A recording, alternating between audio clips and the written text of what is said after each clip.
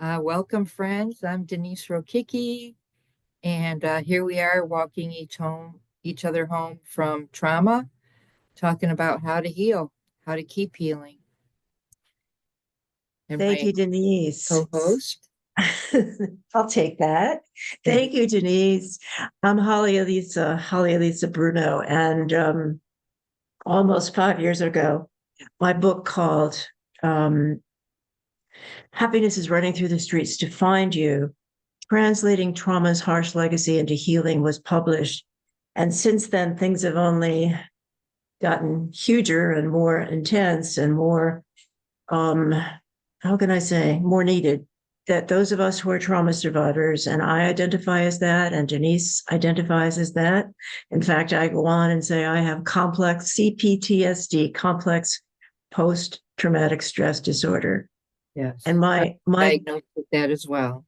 you got it, honey. And so I'm here to not bury that and also not pretend it didn't happen, but instead to say, yes, this is what happened. And how can I live my everyday days in hope rather than fear?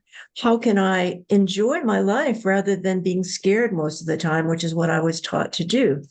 And so there's always something going on that will let Denise and me know that we need to talk about it. But there's also in my personal well-being, I'm always wanting to grow and to learn about how to be my true self. So today, and this is the first time we're meeting in February of 2025. Wow. Today, what we're going to talk about, at least from the get-go, is how can we maintain and choose resilience as opposed to white knuckle, I'm gonna, you can't get me, or white knuckle, I'm just going to respond to the fear that's there and be controlled by it, but I'm going to make it anyway.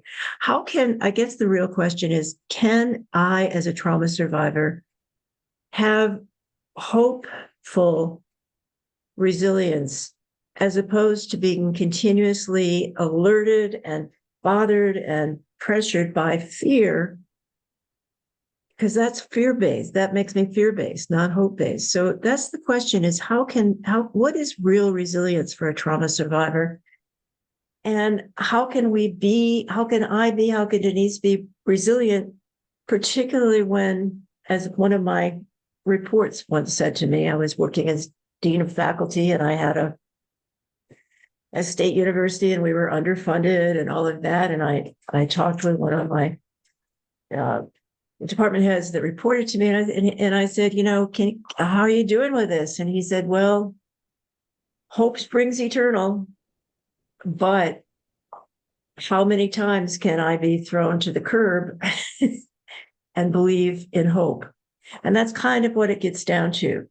We are in the first 100 days here of the person who ran for president and got more votes. And those first 100 days are pretty much programmed according to a doctrine that was put into place beforehand, where he said, I will have nothing to do with this. And it affects, the doctrine is all about cutting back, removing, destroying. The point is to ruin a democracy in America from the inside out, and to claim that because a person was elected president, that gives him dictatorial rights. So it's a bad place. It's a tough place.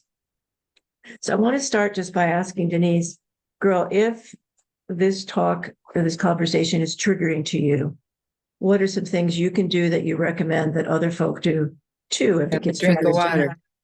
All right, girl, here's to water. Some people might want to do something more serious, but for right And now, drinking water is a self-care practice that you can keep doing every day. And every time you fill it up, you tell yourself, that's resilience right there. that's resilience, honey. I'm nurturing myself. I'm taking care of myself. I've got this clear, simple liquid that I'm just saying, okay, I'm going to stay hydrated. Yep. So there's one thing we can do. And what Honestly, if it's so helpful. it is really helpful, Denise? And what if something gets really under our skin, despite the fact that we're floating from all the drinking we're doing? Is there anything else that you recommend? If you feel that you need help, you can reach out on the any warm line. Just touch your Google and say warm line trauma survivor, and they will talk to you and they'll be safe for you.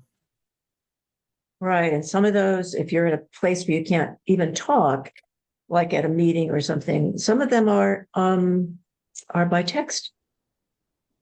So you can be texting. Look, I'm getting really triggered right now. I just saw that oh my goodness, that Head Start is on the chopping block. And I'm about to retire with Head Start. And what am I going to do? Plus all these children need and deserve this help.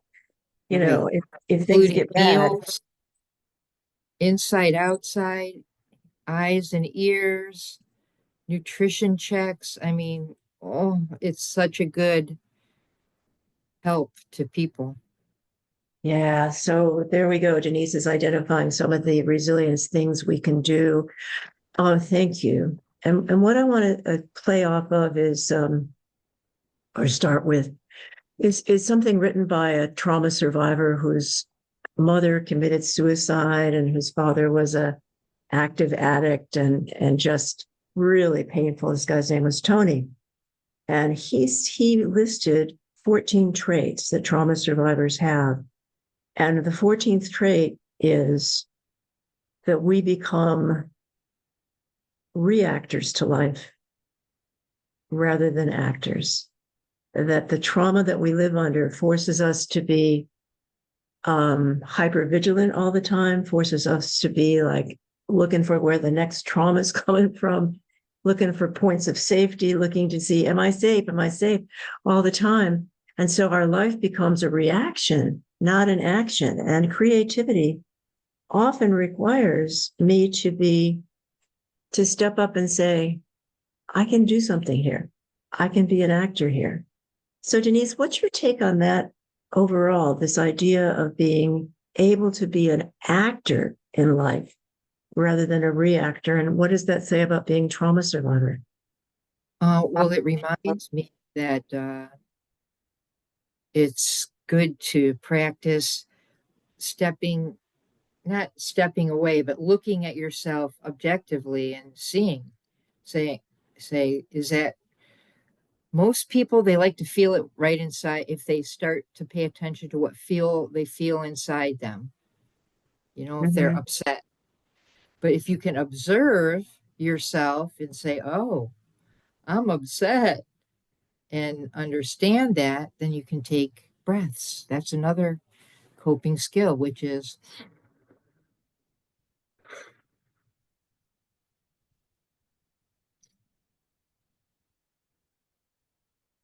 Or as my acupuncturist encouraged me to do, she said, Holly Elissa, breathe in for 5 seconds or 8 seconds, whatever your chest can allow you to do at the time. So breathe in, here we go, 5.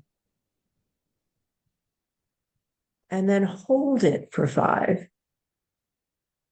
And then let it out for 5. And what she said to me is that aligns my body's rhythms more closely with the natural rhythms around me right. and what my body is meant to do. And so, like if I'm having trouble falling asleep at night, I do that. I do, depending upon how stressed I feel, I do. Okay, let me breathe in 4, hold, 4, release, 4. It really doesn't take very often for me to get into a relaxed state. Right. That. And it's good to practice that every day. I mean, at first, Mm-hmm. every time you go to bed, practice that breathing, Mm. relaxation breathing. Every time you go to bed, just that's your new routine. Routines really help me. Yeah, and I learned that from how healthy and healing adults work with children. Can you just give us an idea? Count how many routines you had in your day, or even just the morning, or Oh with my God. working with Just preschoolers? greeting time was a bunch of routines, and Uh, let's get together for circle time. Everybody knew that, they should already clean up and be together there holding hands with their friends. A lot of rituals. A lot of rituals. And what's going on, do you think, for the teacher, for you as the teacher, having rituals? It helps me stay calm and know what's next. So there's predictability. Right. And the thing about trauma is it often comes out of the blue. It often comes out of the dark. But the irony is it's going to happen. That's the sad thing. As a child, I didn't know when it was going to happen.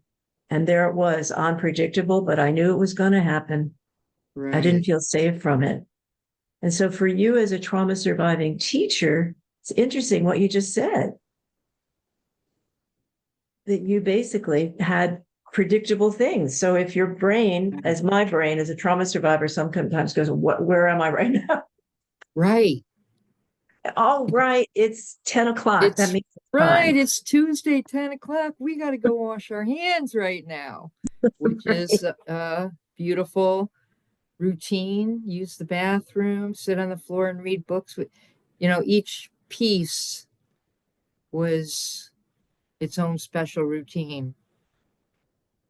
And And what are it you hoping? Yeah, go ahead. Hon. takes 3 weeks. Like I always called it the 3 week management program.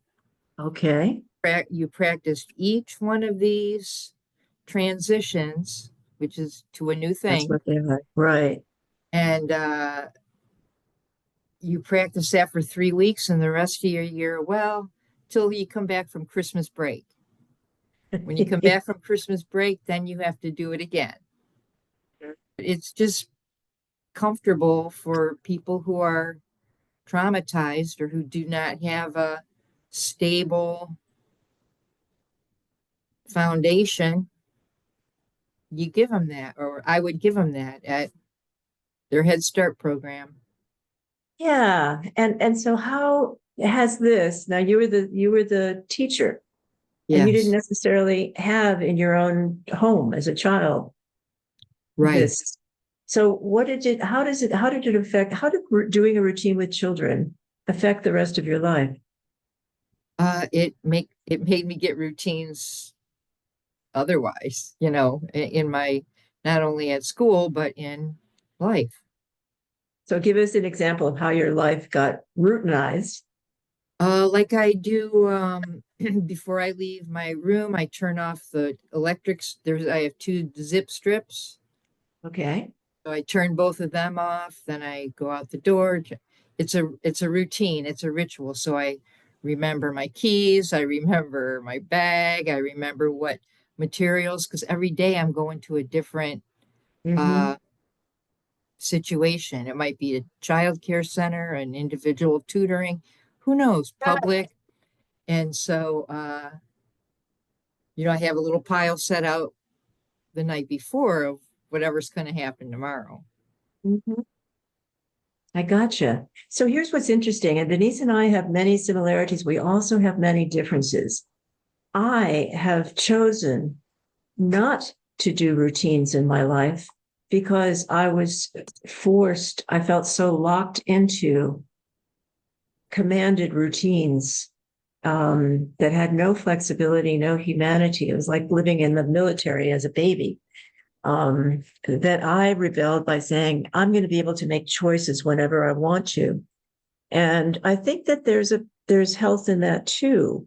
Yeah. Um, if I wake up in the morning and I don't have a lot of energy, I can do a check-in. How am I doing? Well, okay, I didn't sleep well last night. Is this related to being a trauma survivor? Yeah, because always until age 17, when I left that house where I was raised, I was never safe at night. There was no lock on the door, and any predator in the house could come in. And so, all right, if I wake up and I'm still tired, I get a choice. I can say, can I take another hour to rest? Or if during the day I get tired out, which I find myself doing, can I give myself 2 or 3 hours to take a nap? Yeah. Now, that's not a routine, but it's something that responds in the moment to what I need. And I Right. can make a choice about it. And there have been times because one of the things I learned, and I would, as always, invite people who are listening, did you guys get this too? One of the things I learned, the first chiropractor I ever went to, she was, by the way, she had been Miss Massachusetts, was chiropractor lady, and she was all about health. And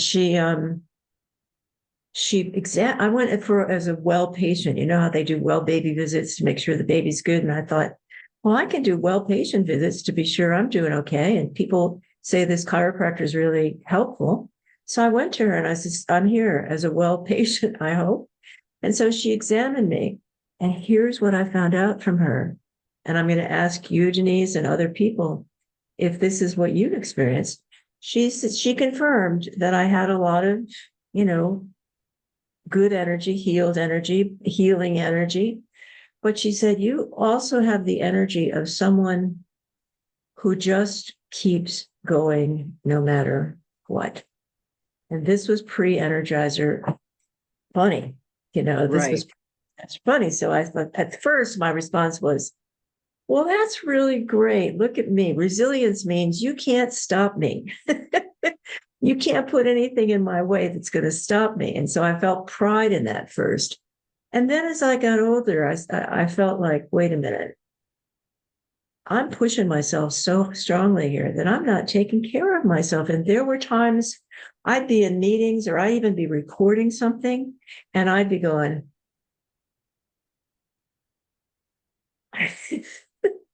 where I needed to sleep.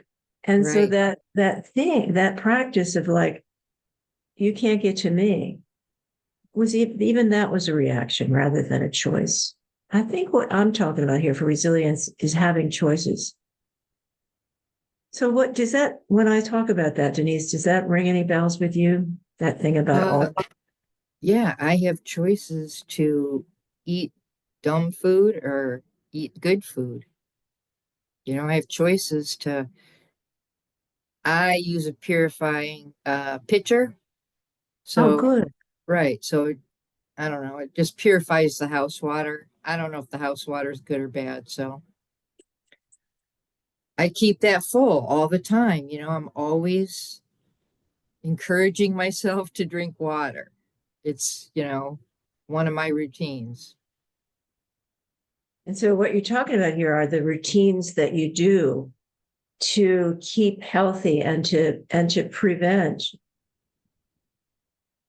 Right, like a panic attack or a right. traumatic response from coming. I wanted to ask, I want to be clearer because I was trying to ask this. When I talk about being a responder, like how I was like that chiropractor said to me, yeah, you're in healthy, but you have the energy of someone who just pushes through things. And I thought that was a compliment. What is your response? Does that sound familiar to you? That person Yes, keeps I going? totally, when you said that, when you relayed that, I remembered that, my couple years ago, got out of the classroom and into coaching, Mm-hmm. from the That's right. classroom to coaching. And that was my first look at not being hyper vigilant, because it's good to be hyper vigilant when you're a preschool teacher. Yeah, I gotta be It right. really helps. So, I practiced that up until a couple years ago, and my body told me, and I didn't see a chiropractor, but I could just feel myself getting uh, up, going home like the crooked lady from the crooked stool who rode home in her crooked car. Yeah. And so that's what made me make the decision to go to coaching, to try out coaching. So, and So that how? that that Yeah. I realized that I am not. I had to really attend to not being hyper vigilant, because the coach's position is the complete opposite. of that. You just want to be cool and, figure things out with people. And so that was my first really when I paid attention to, oh, I can observe myself. Oh, look at me. I'm here relaxing. Yeah, that's powerful. And just in case we've got people that aren't educators or don't come from, fields where coaches actually are available to people, describe when you worked for an educational organization that's on the chopping block right now and that has really been proven over and over again effective for 60 years maybe. Yes, Um, why did they do coaches? Because you were in the classroom working with 3 and 4 year olds, right? right. And then you got the crooked lady syndrome, and you said, Right. Well, every year that I was at Head Start, I would focus on one part of the program and improve that as best I could, figure out I like to figure out the most efficient way to do it. mm-hmm, And each year I did each thing until I had, all their requirements were in my routine in the mm-hmm, most efficient way. So I could help other people go to mm-hmm. that if they felt like it. So, what's an example of a requirement that you came from the outside in? It might have been a Head Start core value, it might have been a Head Start initiative, might have been something that just came down the pike that was required. What's an example of that you made your own?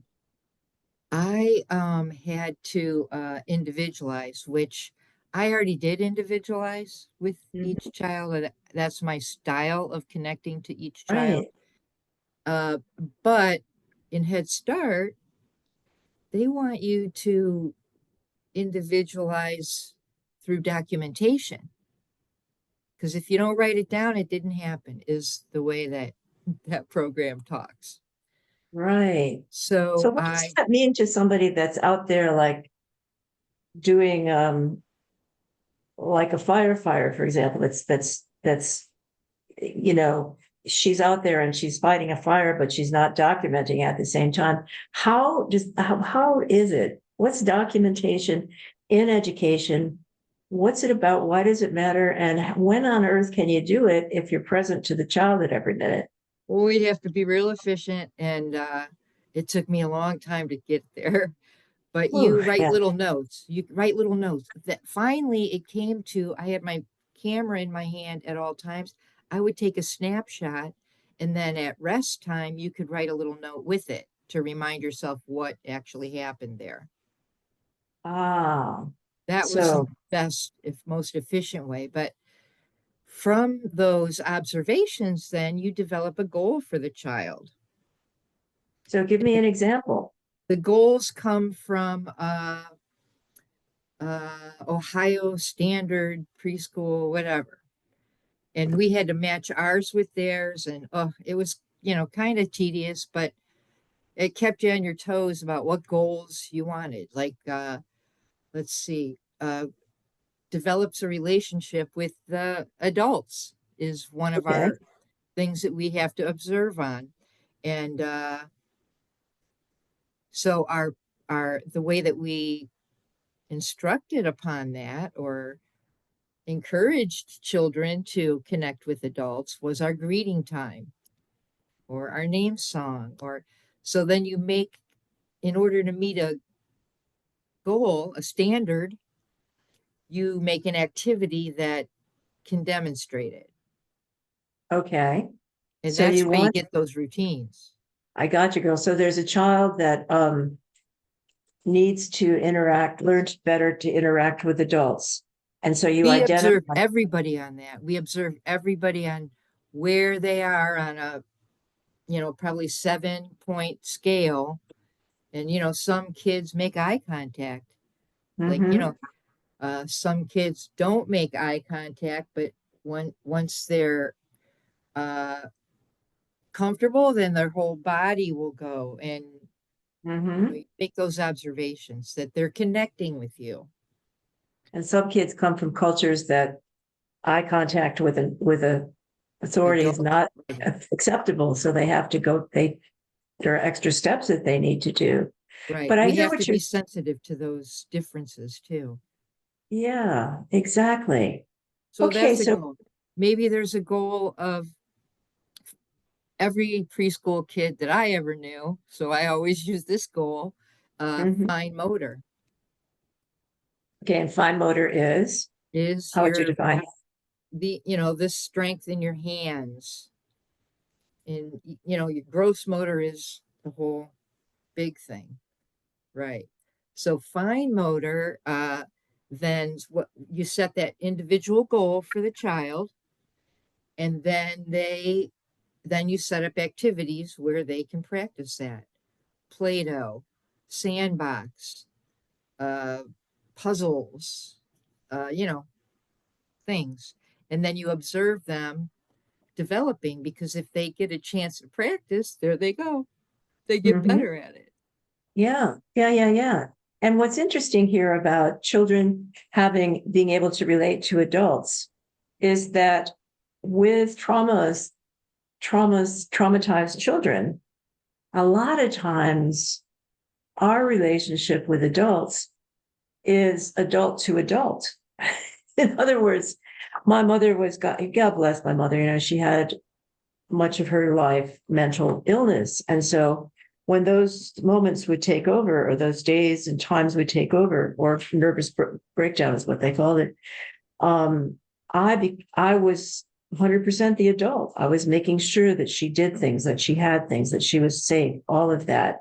And so even though I was a kid, I was the adult. And so in terms of encouraging a child to have relationships with adults, what did you do about those kids that were already, what is the psychological term? Um, so it's called something adults, when children become Oh, right. Yeah. Adultified. adapted, Adultified, adultified, or is it adapted adults? Maybe too. But the maybe. point is, maybe adultified is it when the child has no choice but to be the adult in the house or the Right. adult in the room. Or maybe the parent is unable because of alcohol addiction or some kind of addiction to do routine things that children need. Then it's the eldest child. And Right. you know all about this, that becomes the person who takes care of things. Or in my case, I was the youngest child, but I was the most temperamentally suited to be sensitive to my mother's needs, I think. And Right. so I was an empath for a long time. So I would just notice what was going on with my mother. It's like I just read not a study, but an observation about dogs. Dogs know when their person is sad, and the dog will initiate cuddling. What a smart thing to do. So a little kid, which I was, I could notice when my mother's heart was breaking. I could notice that, and I would move in and try to do something. So whether it was in your case, like the eldest who got all the responsibilities for the the littles, or in my case, the little that got responsibility for the traumatized elders, we didn't get to have to be actors as much as we got to be reactors.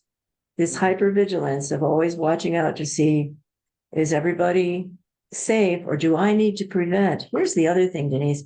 I needed to prevent disasters. Right. It wasn't just that I was keeping And things right. neat. Which on the one hand developed your intuitive Mhm. sensibilities. I mean, so I don't know. Sometimes I try to count them as blessings. Yes. So did you hear the study about the dogs that they did when their parents, their adults, their humans were coming home? No, tell me. They go to the door the minute that the humans thinks, okay, I'm going home, the dogs run to the door and wait. The dog gets that thought. Is that Yes, right? it's a different frequency than what we attend to. But people can attend, some people have that skill of, but they know, and they did videotape, document. And then if the human goes, oh, I need to get gas, and stops and then is not going home, in about 2 minutes, the dog loses interest and walks away. I did Then she, not see that. and then she gets back in the car and says, "Okay, I'm going home." The dog knows. Isn't I that love that. I love that because I think that adults do that too. right? It I could. mean, when you're really When, close to somebody, can right. feel somebody's okay. Now here's their, and part of it is memory. We know the person's route coming home, Right. but I love that. No wonder the dog is so pumped Right. by the time the person arrives there. So Yes. let's back to this thing about, can a trauma surviving adult or child be an initiator, or do we always have to be reactors because we always have to be hyper vigilant about the trauma or the drama or the trauma drama that's coming our way? Because if that's the case, then my life, according to Tony A., who wrote his book called The Laundry List, this is the laundry list of what traumatized people, or in his case, people that also were adult children of alcoholics, had as traits. And the last trait brings them all together for me when he says, we become reactors rather than actors. We're always watching out to react. And as a result, we can't ever truly relax, initiate, and get creative. And I think what you and I have been describing is the phase which is in between from being a reactor and an actor, which is, I learned from what that chiropractor said to me, is, you're always reacting. You're always like at the ready to go. And I thought, that's great. That's the way to get ahead, blah, blah. And I was 20 something. Right. But or maybe 30 something, I don't know. But now when I say, number one, I'm having feelings and I'm being an actor, not a reactor to the feelings, I'm paying attention, waking up and saying, how do I feel? That's a choice. Maybe what Right. we're, Because we're taught yeah, not to. right. Get out of bed, just do what you got to do. Don't even think about it. Right.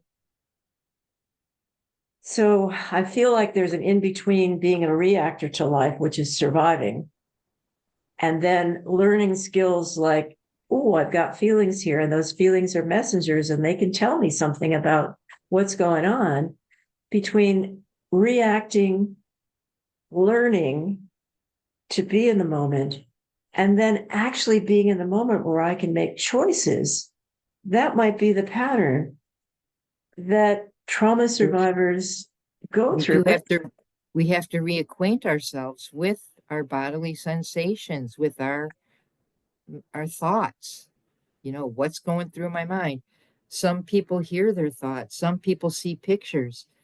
It's you know, you, you start paying attention to that. And that because we were taught not to. Don't so have what feelings. do Don't you see, or do thought. you hear thoughts, or do you see? I hear them. Ah, interesting. Yeah. Yeah, I've been into this studying this they're called the telepathy tapes. Okay. And Talk about that. That's interesting. so these are non-speaking autistic children are what they're working with because they're in schools and they have services. So Hmm. they started teaching these children how to spell on a board, and Okay. it's a special way, and it's been very. They're they're discovering that they actually nonverbal autistic people actually are on a different frequency, and they are on a frequency together. Like they can go to this place called the hill. They all call it that from here to there and everywhere.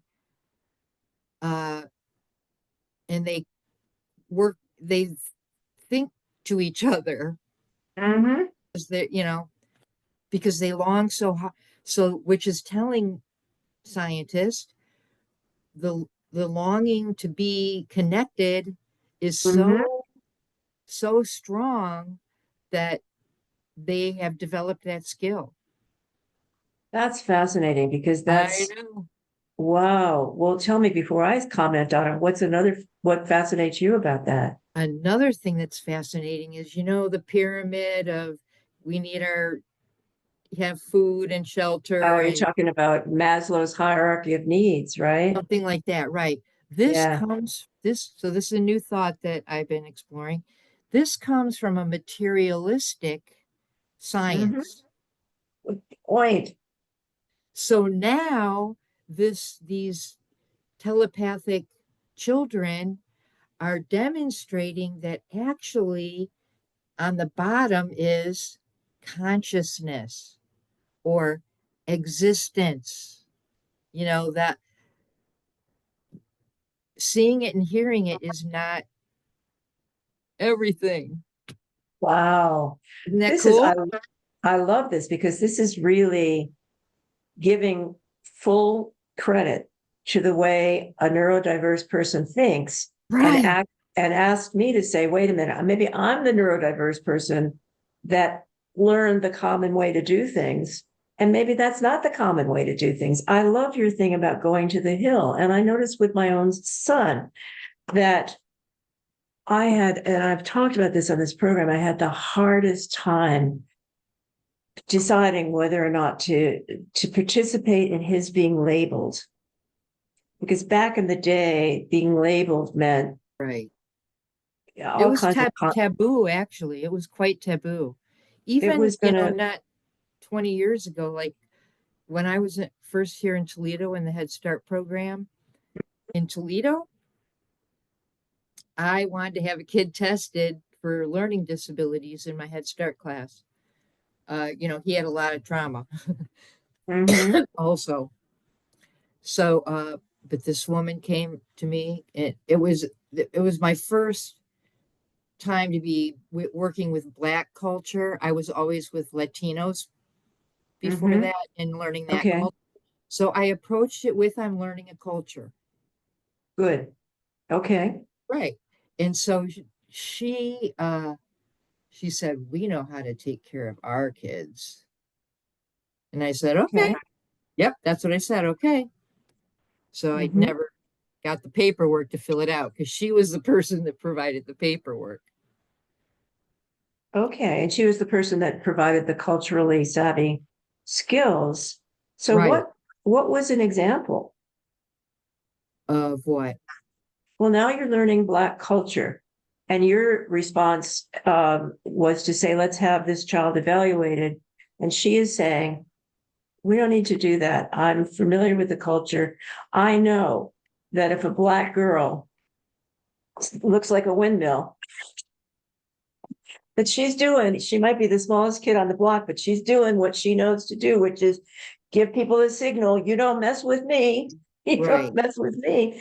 And Right. so I would step back as the professional and I'd say, yeah, this person knows a whole lot of cultural competencies that I don't know. I'm going to sit here and listen to this person as Right. opposed to having the child tested. So that's what I'm asking about when Yeah, you work I with did this not. I woman. I said okay, and they did. As it turned out, they did. They steered things in different directions than I Like, was what's an accustomed to. example? Can you give us an example? They would go to camps, or they would encourage them to go to camps, Black owned, Black run, uh, you know, programs that the other people had signed up for grants. And so now they're providing after school care or whatever. It's I don't know, it's a it's their own thing, their own So it's culture. like going to the hill. Right, It's like going to the hood, going to the hill. right, And same thing happens with lesbians, right? What right. would you call that when you go home to the homegirls? Uh well, we have gaydar so that we know each other in public in a way. And it's just a comforting place to go. They know they know your neurodiversity. Right. And I remember, like, this is in my 20s and I'm 79. There was Holly Near was one of the singers, lesbian singers, Holly Near, and there was another one. And I had one of her albums given to me by a dear friend. And one of the songs was, "Every woman can be a lesbian, lesbian." And I thought, now this is really cool because it was like me learning another culture. And the Right. culture was, if the core, if the hill, if the hood is lesbians. And I had the honor, I mean, it felt like a wonderful honor being invited to be with these folk, because my college days at a women's college, there were many women who were lesbian, and they were dear friends of mine. And so when my own family disowned me, I would go to stay with them during the holidays, and we'd sing. I mean, I just felt we'd do great things together. And I was learning just by being there what the culture was. Right. And that's And part I of the love culture. that. And Right. here's the difference. Yeah, go ahead. The part of the culture is that we build our own family. So whoever needs a family right then, we're gonna like, all right. That's right. You got it. And that's back to the key thing, which neuroscientist Matthew Lieberman calls our key need is to belong. It's to belong. It's not to get the food in the mouth. It's to Right. belong. I mean, yeah, food's helpful, but unless I feel like if I eat, I've got someplace to sleep, or if I eat, I've got someone that cares about me. That's the deeper thing. Because failure to thrive babies they got that stuff, that elemental stuff met, but they do not have the basic, most crucial need, which is to feel Somebody that they likes you. belong. Right. Oh, God. So what we're talking about here is very helpful. And I've never heard this before about how each group has its own hill. Yes. Right. Each group has its own home. Each group has its own commune, which was the case with my friends. And also, what are the dynamics that happen within? Well, we share music. Holly Near. There's another woman I'm trying to think of that was really, and I think you Yeah. saw her, Chris Williamson. Williamson. Right. We all had that music. We all could sing along. And so we'd be like making dinner or something, or I would, because of my Italian heritage, I would make these things called pisellis, which is this wonderful cookie. And we'd make them lavender because it was Lavender Jane Loves Women, Right. So we started sharing and co-creating traditions. Like we shared music, and we shared lavender pisellis, and we shared like not having biological family there unless biological family was part of the culture. Right. And so that was a home. And what you said is powerful, which is having the gaydar, or the Like a empathy, recognition. Right. recognition, and the core empathy to say, here comes Luann, and there's something going on with her energy. There's something going on in her eyes, and she's doing what we all learn to do, which is to say, hey, but in her eyes, in her energy is sadness. Right. And so what do? We all kind of come around and embrace. And those camps that you were talking about, or the after school care that Black kids would go to. Right. Come around and embrace in a cultural way that might Right. not. One of my kids went to the janitor and swept the floor with the janitor, a Yep. beautiful, nice Black man who, Mhm. taught him where to put the broom and whatnot. And you know what? Jake the janitor was one of my best buddies in elementary school, because why? Jake was white. He was Polish, I think. But he was an empath. He was a compassionate guy. He'd see me coming up the stairs looking sad as hell, and he'd call me over. Didn't use words, just signal me over, and would let me know that he had chosen me to be the ringer of the school bell. And that was real special. And Jake would put the big, it was like one of those twined roped, oh, back in the day, they had old fashioned like naval rope. He'd put it in my hands and then he'd stand behind, he'd pick up the rope and stand behind me, make sure that we were together. And then we'd start pulling the rope. And soon enough, the bell would start ringing. And soon enough, this joyful thing of all these kids laughing and playing together coming through the door would sound. And that was Jake the janitor. That was not an ethnic thing, but it was the energy of someone who could pick up a Plus child's sadness. the vibration from the bell altered your physiology. I'm going to do this right now, girl. I used to love doing this with my dog. And I got this when I was in Kathmandu. You know what this is? I do. I got one for Christmas. Let me show you. You did. So as Denise is getting that, this is my singing bell. And there's a way to do it. Oh, well, look at yours. Was a gift? Yeah, it was a gift. I just like to go. Yeah, that's doable. You can go.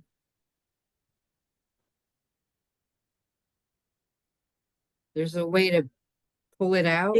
It's harder, and it's this piece right here is wooden, but it's got sort of something wrapped around it like felt. Yeah.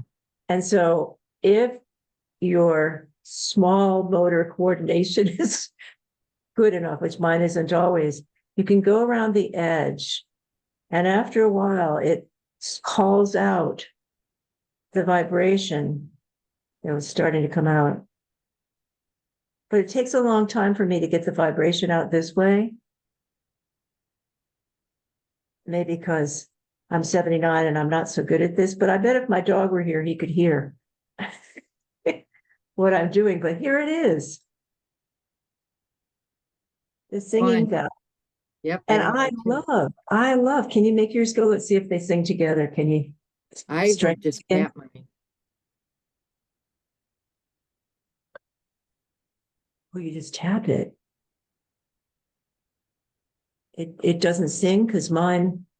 I could, but I have made it sing before, like pull up, then pull it up and make it last longer. But this one I have not done. Oh, I see what you're saying. Pull it up. Yeah. Well, this is so comforting that I have it right here. I got it right here when I need it. I got mine right here too. Right. And the other thing that's beautiful is I have organized, you've probably done this too. I've organized singing bowl gatherings, mostly of women. We did this thing in Townsend, Vermont, my women's group and we did this thing and we would meet, I think it was once a month. And then in the summertime, we do a retreat. And so on our retreats, of course, we had our meetings and our book discussions and all of that, but we also did other things that were healing. One of the things I discovered was called Gerda's, Gerda, Gerda's Animal Rescue.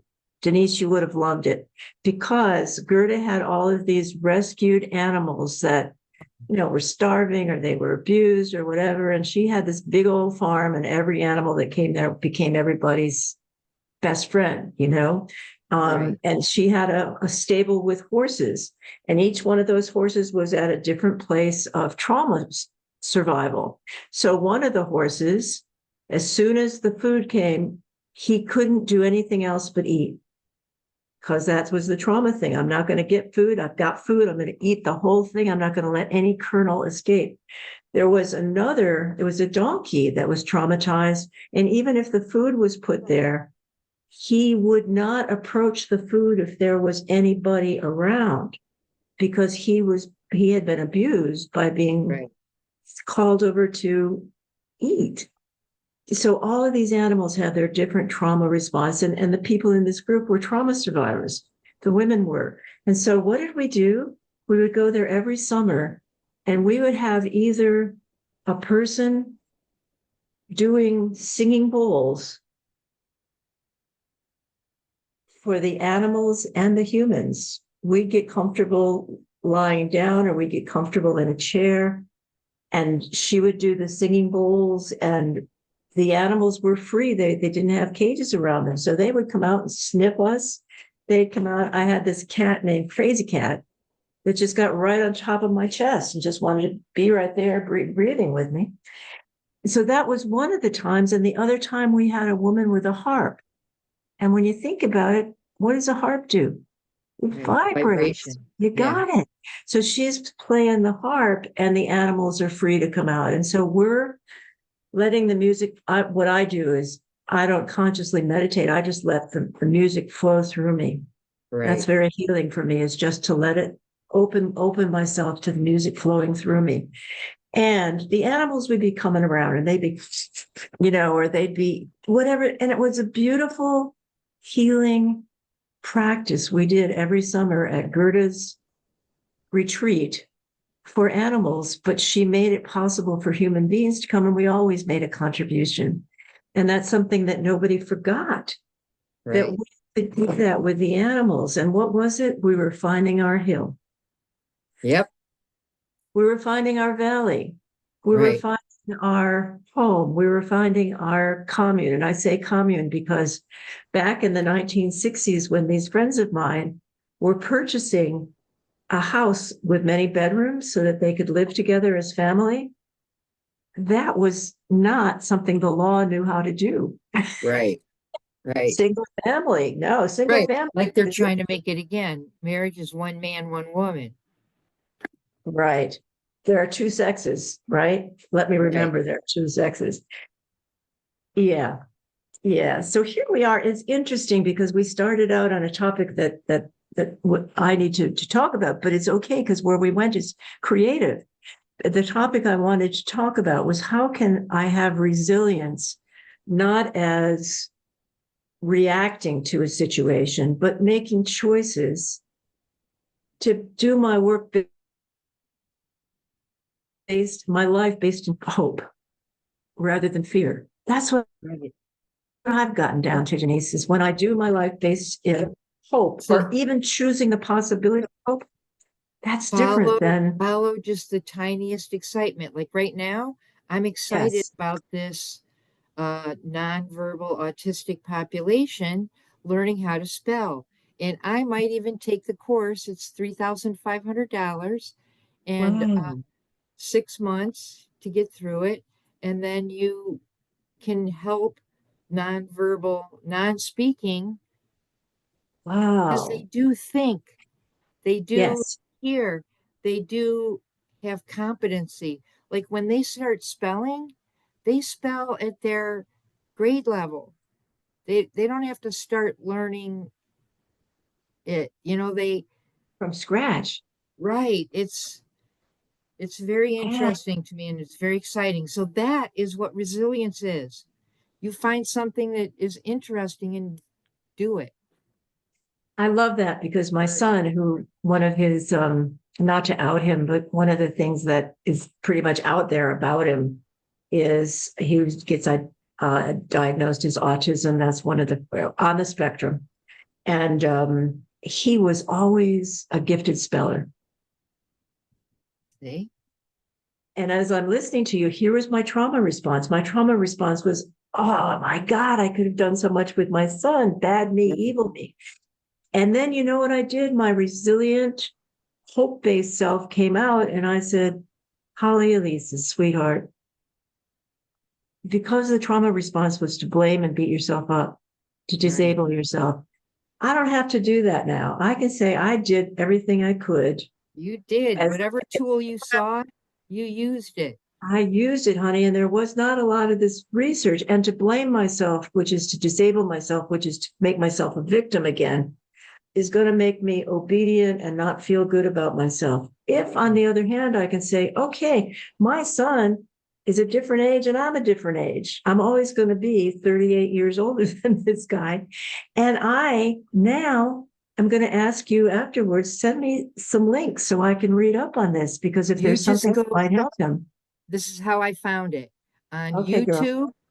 Yep. And it's called the Telepathy Tapes. It's a podcast. If you Okay. have if you have Spotify, you can get it there also. But I just go to YouTube and Okay.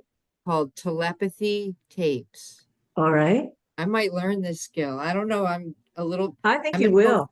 I'm gonna go visit somewhere where they're serving autistic, nonverbal people, so I can see and get a feel. I have been around individual autistic folk. My best friend is autistic, Yeah, yeah, Joe. yeah. So it's but I'm gonna go see how it's going in those settings. It used to be really, punishing when I The first settings, started.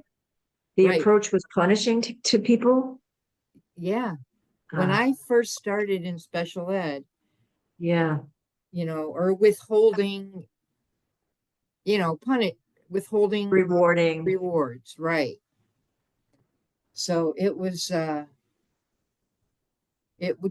that appealing to me to specialize in autism because of the way they did it. Mm-hmm.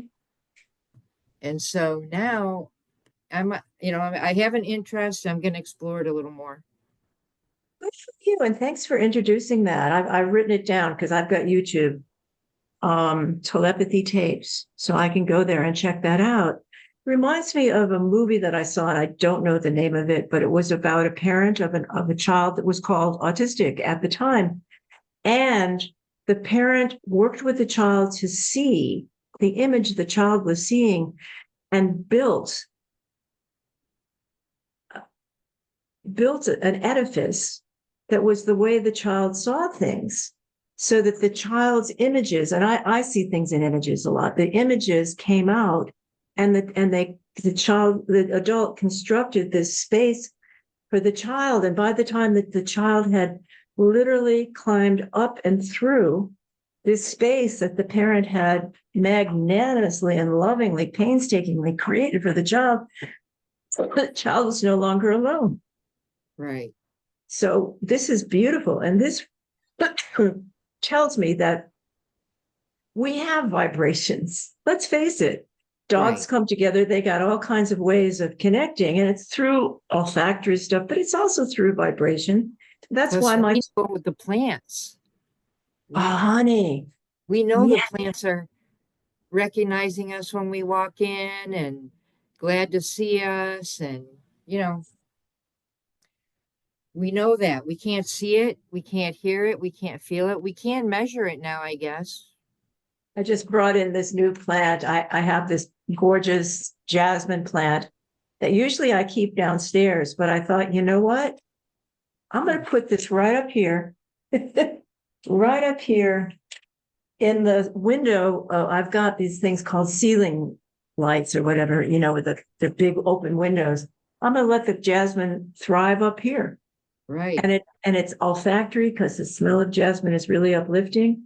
But it's just like when I was at my worst as a trauma survivor and I didn't have a community, and there was no word for complex post-traumatic stress disorder. I just felt like I was becoming insane like my grandmother. Thank you, Two sweetie. minutes.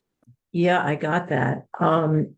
And so if I was in a city, I would often feel like totally out of place because the vibration of a city is very different than Right. being in the woods. And so And if I, you're I would even, empathetic, you feel that. God, so I would be like feeling like those buildings are going to come toppling down on me in New York City when they're like 80 stories high, or even in Boston. I knew if I just kept walking, I would get to a little, what we call pocket park, where there would be things that were green. And I knew if I just had a few minutes in the pocket park, I could breathe again because I was feeling like I couldn't breathe. So Yeah. all of this stuff, which is choiceful that we know how to do, I'm delighted that it's getting recognized now. It's like when Yes. I was in consciousness raising groups with women years ago, when women, women came out with the book, Our Bodies, Ourselves. And we started something called consciousness raising groups, which was just women getting together, which we weren't used to, and talking about our lives. Right. When I did that, I started feeling like I'm not crazy because every woman in this group has Right. had a predator in her life. Right. Everyone's been having trouble sleeping lately. Like I had card club the other Right. day. Everyone's been having trouble sleeping with this stressful first 100 days or whatever you want to call it. Mm-hmm. And it affects us. There's also something that I had thought about before. It was called morphic resonance. Have you heard of Tell me that? about tell me Like about it. it's a topic will come up. Like I thought of an apple pie, and then you'll go over to the store, and the lady goes, "Oh, do you want to buy this apple pie?" Or it's like some topics become morphically resonant, and more people notice. It's interesting. That's That is another interesting. concept of these vibrations. And this is liberating, Denise. I know we're down to, let me check my time. We're at the time. But so before we say goodbye, let's wrap for the folk. But for me, I'm thinking the dysfunctional families that everybody has morphic resonance with, we Right, know how to like people please. We know how to like just say, well, that's just Uncle Edgar. He's just being a predator again. Ha ha ha. We right, also have the choice to say, and I did this consciously before there was even any help with it. I systematically chose to go back into my home where I had been abused, taking with me safe people, taking with me safe practices, taking with me the right to stay in a hotel rather than spending the night in that place. And so the morphic, if that's what it's called, coping skills. yes, all of that I changed. It was by choice. So I just want to invite you to, I'll do something and then invite you to take just a minute. When it comes to resilience, what's on your heart and mind? And when it comes to resilience for me, resilience isn't just surviving, which is what trauma survivors have. Resilience is saying there's more hope than that, there's more possibility than that. And I can create and co-create spaces and practices and songs to find my own hill, to Right, find my own hood. I mean, what you and I are doing with this program here, we need to call it something, but what we call it is right. walking each other home. So we're going home as trauma survivors. What's home? What's home for a trauma survivor? Yeah, honey, it's where I can totally be myself and know you're not going to judge me. And I'm not going to judge me. So Right. maybe we can continue this thing about resilience. And so as you feel and think and reflect on resilience as we wrap up and invite our people that are going to join us, what's your what's your take on resilience too? Denise, what My do you favorite thought about resilience is that if you follow what is exciting, find a little bit of excitement somewhere. If that's you're, right. just and go with that and build on excitement. And what I've called that is the heart's desire. Yes. I find my heart's desire and then I follow it. And okay, my friends and Denise, thank you so much. And See you fairly next week. well, we'll see you next Monday. And whatever you guys want to think about resilience or feel about resilience, if you want to contact us, please do. We'll get back to you. Yep. We will. Okay, so Denise, love you, girlfriend. And